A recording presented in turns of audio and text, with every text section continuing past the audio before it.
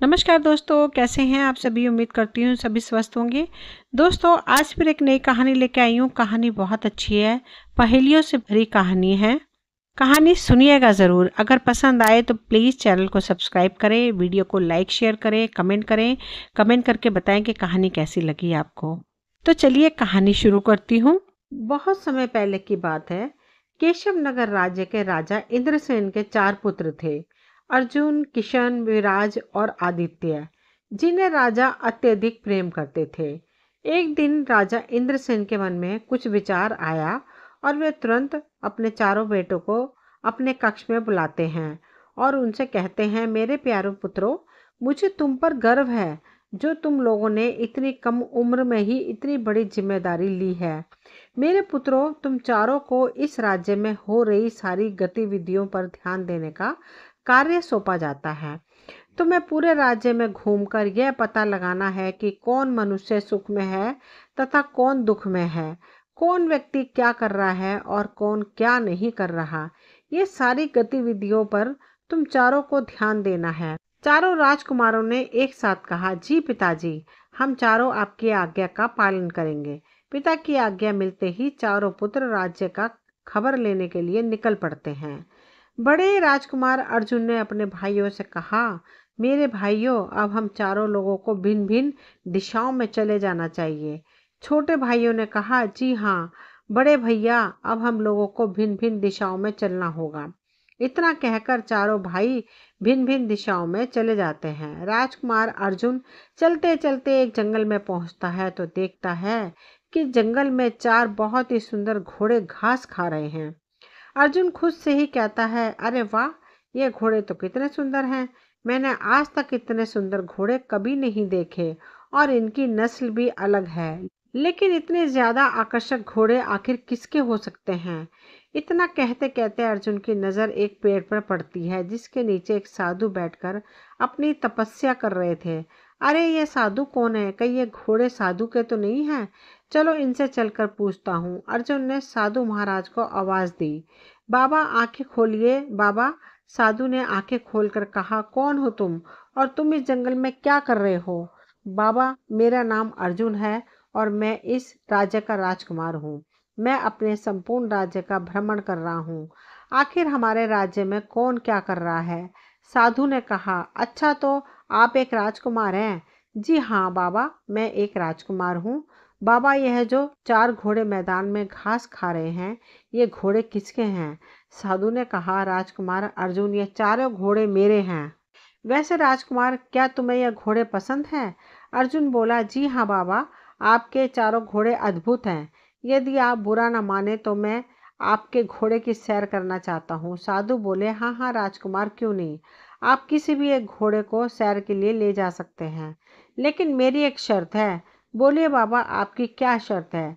राजकुमार, तुम जंगल में सैर करते वक्त जो कुछ भी देखोगे तुम्हें मुझे उसका मतलब समझाना होगा, और यदि तुमने इसका मतलब नहीं समझाया तो मैं तुम्हें पत्थर का बना दूंगा। और हाँ, याद रहे, तुम्हें यहाँ पर शाम होने से पहले ही आ जाना है। ठीक है बाबा, मुझे आपकी शर्त मंजूर है। इतना कहकर राजकुमार अर्जुन ने एक सुंदर सा घोड़ा चुना और वहां से निकल पड़ता है। अर्जुन चलते चलते एक विचित्र जंगल में पहुंचता है। वहां पर अर्जुन ने देखा कि पेड़ के ऊपर सब्जियां लगी हुई हैं जिनकी सुरक्षा कोई जादुई डंडे कर रहे हैं।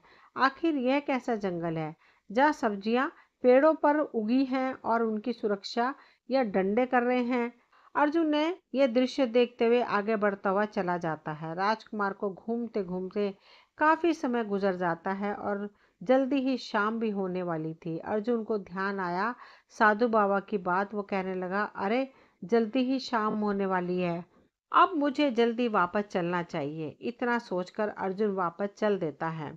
अर्जुन चलते चलते उसी जंगल से होकर गुजरता है तो देखता है जो डंडे बनकर सब्जियों की देख रेख कर रहे थे, अब वही डंडे एक हंसिया बनकर उन सब्जियों को काट रहे हैं। अर्जुन हैरान हो गया, अरे यह क्या, जब मैं यहाँ से गया था तो ये डंडे बनकर इनकी रखवाली कर रहे थे, अब वही डंडे हंसिया बनकर सब्जियों को काट रहे हैं। आखिर यह सब क्या हो रहा है? मुझे तो कुछ भी समझ नहीं आ रहा है। यह सब कुछ देखता हुआ अर्जुन साधु के पास पहुंच जाता है।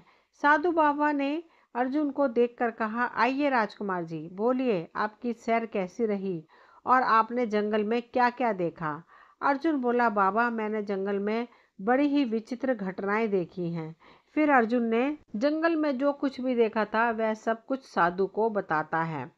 साधु बाबा ने कहा, अच्छा तो तुमने जंगल में यह सब कुछ देखा, तो फिर चलो बताओ मुझे यह सब कुछ देखकर तुम्हें क्या समझ आया।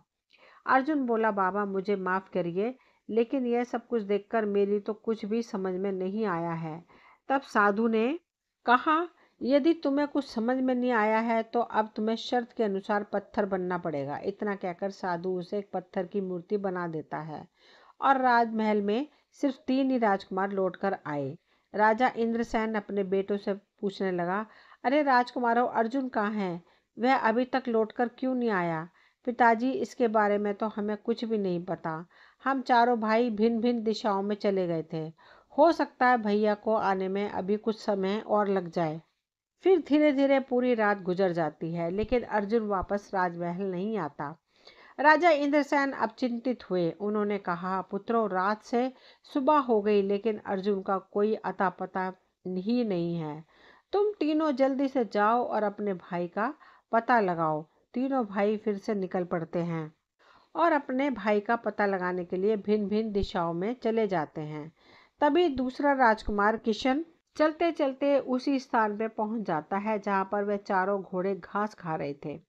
राजकुमार किशन भी उन घोड़ों की सुंदरता को देखता ही रह गया। तभी उसकी नज़र उस साधु पर पड़ती है। साधु पर नज़र पड़ते ही उसकी नज़र बगल में खड़े अपने भाई अर्जुन की प्रतिमा पर पड़ती है। किशन उस प्रतिमा को देखकर सोचने लगा, अरे यह क्या? यह प्रतिमा तो हूबहू मेरे बड़े भाई की तरह ही लग रही है। कहीं ये मेरे बड़े भैया की तो नहीं है? मुझे बाबा से पूछना चाहिए। किशन ने साधु महाराज से कहा, बाबा आंखें खोलिए, बाबा मेरी सहायता कीजिए बाबा। साधु ने कहा, कौन हो तुम और तुम्हें क्या मदद चाहिए? बाबा जी, मेरा नाम किशन है और मैं अपने बड़े भाई की तलाश करते हुए यहाँ आया हूँ। जो आपने यह प्रतिमा रखी हुई है, ये प्रतिमा हूबहू मेरे बड़े भाई की ही तरह है। साधु ने कहा, अच्छा तो ये तुम्हारा भाई है। इसे मैंने ही पत्थर का बनाया है क्योंकि इसने मेरे सवालों के जवाब नहीं दिए थे। किशन ने कहा, लेकिन बाबा आखिर आपने ऐसा क्या सवाल पूछ लिया जो मेरे भाई ने उसका उत्तर नहीं दे पाए? फिर वह साधु किशन को सारी घटना के बारे में बताता है। यह सुनकर राजकुमार किशन हैरान रह जाता है। साधु ने किशन से कहा, राजकुमार तुम दुखी मत हो। यदि तुम चाहो तो मैं तुम्हारे भाई को फिर से जीवित कर सकता हूँ, लेकिन एक शर्त पर। तुम्हें भी मेरे सवालों का जवाब देना होगा। किशन बोला, लेकिन बाबा मैं आपके सवालों का जवाब भला कैसे दे सकता हूँ? मैंने तो उस दृश्य को अपनी आंखों से देखा ही नहीं। साधु बोले, राजकुमार इसमें देरी किस बात की है? आप मेरे एक घोड़े को ले जा सकते हैं और खुद अपनी आंखों से जाकर देख सकते हैं। आपको उस जंगल में क्या क्या दिखाई देता है उसका सारा वृत्तांत मुझे बताना होगा। यदि आप मुझे उस दृश्य को समझाने में असमर्थ रहे तो आपको भी पत्थर का बनना पड़ेगा। किशन सोच में पड़ गया, हे भगवान क्या करूं? और तो कोई दूसरा रास्ता भी नहीं है मेरे भाई को बचाने के लिए। मैं ऐसा करता हूँ, साधु की शर्त को मान लेता हूँ। ठीक है बाबा, मुझे आपकी शर्त मंजूर है। इतना कहकर किशन एक घोड़े पर सवार होता है और वहां से निकल पड़ता है। किशन चलते चलते उसी जंगल से होकर गुजरता है तो देखता है कि एक नवजात बच्चिया जिसने कुछ देर पहले ही जन्म लिया है वह अपनी माता को स्वयं का दूध पिला रही है। यह देखकर किशन हैरान रह जाता है। अरे ये क्या? एक नवजात बच्चिया जिसने कुछ देर पहले ही जन्म लिया है वह अपनी माता को ही दूध पिला रही है। ये कैसे हो सकता है? यह दृश्य देखकर किशन को कुछ भी समझ में नहीं आया। किशन फिर जंगल में आगे चल देता है। किशन को चलते चलते काफी समय बीत जाता है और जल्दी ही शाम होने वाली होती है। अब तो जल्दी ही शाम होने वाली है, अब मुझे जल्दी से वापस चलना चाहिए। इतना सोचकर किशन वहां से चल पड़ता है और शाम होने से पहले वो साधु के पास पहुंच जाता है। साधु ने किशन से पूछा, आइए राजकुमार जी, बोलिए आपकी सैर कैसी रही और आपने जंगल में क्या क्या देखा? फिर किशन ने जंगल में जो कुछ भी देखा था वह सब कुछ साधु को बताता है। साधु ने कहा, अच्छा तो आपने जंगल में यह सब कुछ देखा, तो फिर चलो बताओ मुझे यह सब कुछ देखकर आपको क्या समझ में आया? किशन बोला, लेकिन बाबा उस दृश्य का मतलब मुझे कुछ भी समझ में नहीं आया। किशन ने जैसे ही उत्तर नहीं में दिया वह तुरंत ही एक पत्थर में बदल जाता है। अगले दिन बचे हुए दो राजकुमार विराज और आदित्य अपने भाइयों को ढूंढने के लिए निकल पड़ते हैं। विराज और आदित्य फिर से दोनों भिन्न भिन्न दिशाओं में निकल पड़ते हैं। विराज भी चलते चलते वहीं पहुंच जाता है जहां उसके दो भाई पत्थर की मूर्ति बन चुके थे। विराज ने मूर्तियों को देखते ही पहचान लिया। अरे यह क्या, ये दोनों मूर्तियां तो मेरे भाइयों की हैं। कहीं ये मूर्तियां ही तो मेरे भाई नहीं हैं? चलो मैं इन साधु बाबा से पूछता हूँ। विराज ने साधु बाबा से कहा, बाबा आंखें खोलिए, बाबा मेरी मदद कीजिए। बाबा, साधु ने पूछा, क्या बात है? कौन हो तुम और तुम्हें क्या कष्ट है? विराज बोला, बाबा मेरा नाम विराज है और मैं मेरे भाइयों को ढूंढने के लिए निकला हूँ। यह जो दो प्रतिमाएं रखी हुई हैं, ये दोनों प्रतिमाएं मेरे दोनों भाइयों की हैं। साधु ने कहा, अच्छा तो तुम इन दोनों के भाई हो? तुम्हारे भाइयों को मैंने ही पत्थर का बनाया है। विराज आश्चर्यचकित हो गया। यह आप क्या कह रहे हैं बाबा? लेकिन आपने मेरे भाइयों को पत्थर का क्यों बनाया है? फिर साधु उसे सारी कहानी बताते हैं और उसे भी वही सारी बातें कहकर जंगल की तरफ भेज देते हैं। विराज चलते चलते उसी जंगल में पहुंच जाता है तो देखता है कि एक बूढ़ा व्यक्ति लकड़ियों का गट्ठर सिर पर रखकर ले जा रहा है और उसके रास्ते में जितनी भी लकड़ियां मिल रही हैं वह उन्हें भी उठाता हुआ चला जा रहा है। विराज ये देखकर सोचने लगा, अरे यह क्या, इस बूढ़े व्यक्ति ने तो सिर पर एक लकड़ियों का गट्ठर लाद रखा है, फिर भी रास्ते में पड़ी हुई लकड़ियों को उठाता हुआ चला जा रहा है। यह कैसा व्यक्ति है? यह दृश्य देखकर विराज को कुछ भी समझ में नहीं आता और वह वापस साधु के पास चला जाता है।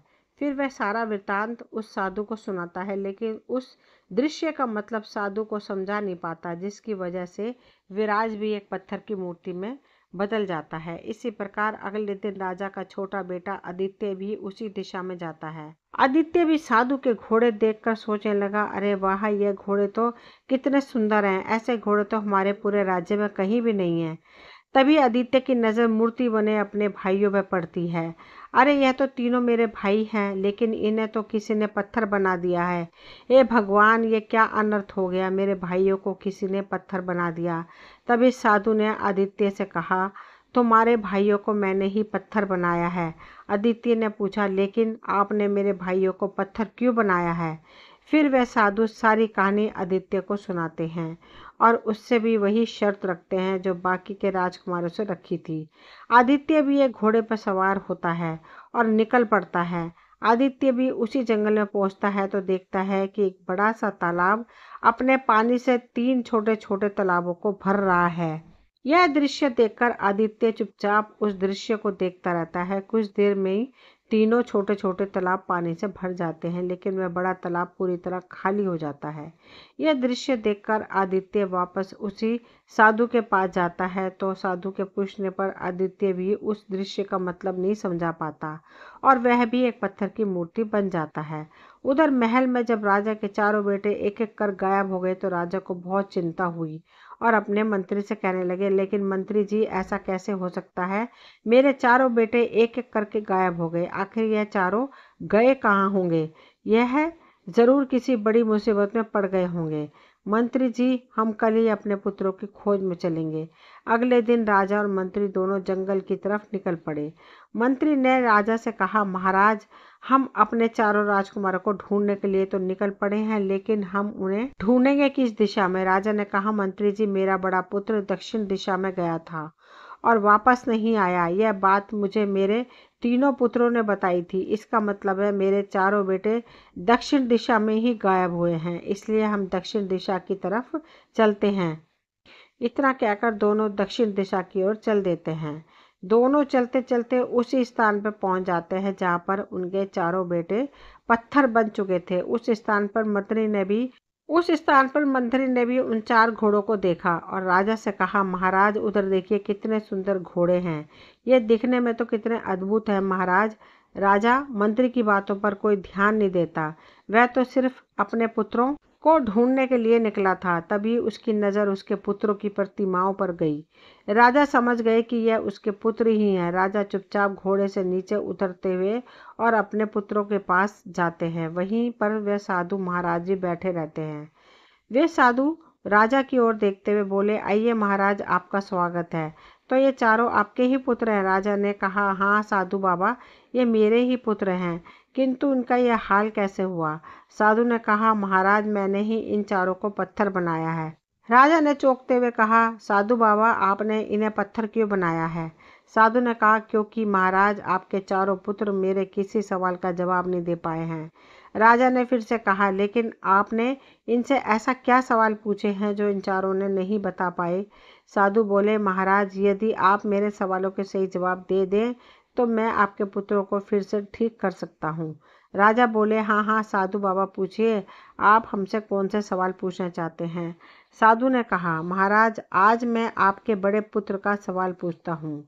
आपके बड़े पुत्र ने जंगल में देखा कि पेड़ पर ढेर सारी सब्जियां लगी हैं, जिनकी रक्षा कुछ डंडे कर रहे हैं, लेकिन बाद में वही डंडे एक हंसिया बनकर उनकी सारी सब्जियां को काट रहे हैं। महाराज, यदि आपको भी यह दृश्य देखना है तो आप मेरे किसी भी शाही घोड़े को ले जा सकते हैं।